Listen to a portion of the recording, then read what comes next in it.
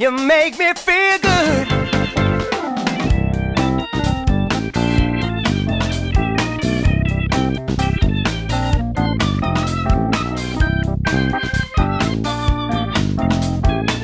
You make me feel good. You make me feel good.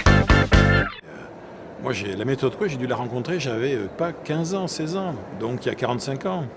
Je faisais des études de psychologie, j'ai toujours énormément travaillé sur la force du mental, le travail sur soi, etc. Donc pour moi, ça restera effectivement un précurseur. D'autant plus que, bon, c'était ce qui m'avait beaucoup frappé moi, dans le texte d'origine de la méthode Coué, c'était à la fois la simplicité, et le fait surtout qu'on était scientifiquement, on était dans de l'empirisme. C'est-à-dire qu'il était entre science et croyance tels qu'on les connaissait au début du XXe siècle. Donc il était lui-même sur des modèles qui étaient les modèles de son époque. D'ailleurs, on ne peut pas analyser même la pensée d'Émile Coué avec nos modèles à nous. Ça serait quelque chose qui serait même intellectuellement un peu discutable. Mais c'est vrai qu'il était entre les deux. Et s'il y avait un congrès pour réhabiliter Émile Coué, il faudrait qu'il y ait des gens qui viennent de partout.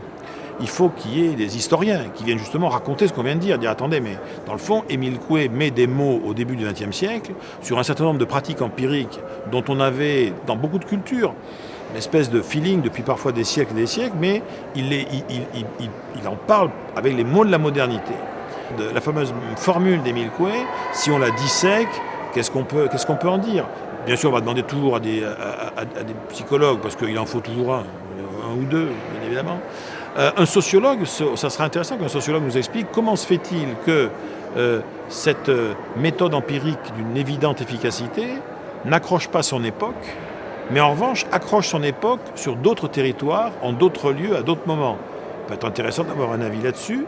Le Coué, c'est un prétexte en tant que tel, au-delà de l'intérêt même de la méthode, c'est vraiment un prétexte pour mettre autour de la table ou dans un congrès des spécialistes de sciences humaines venant de plein de domaines et leur donner cette histoire, ce cas Émile Coué, comme cas d'école, en disant dans le fond, qu'est-ce que l'histoire d'Émile Coué vous apprend, vous, philosophes, vous, anthropologues, vous, philologues, qu'est-ce que ça vous apprend sur vos propres pratiques et sur leurs limites? You make me feel good.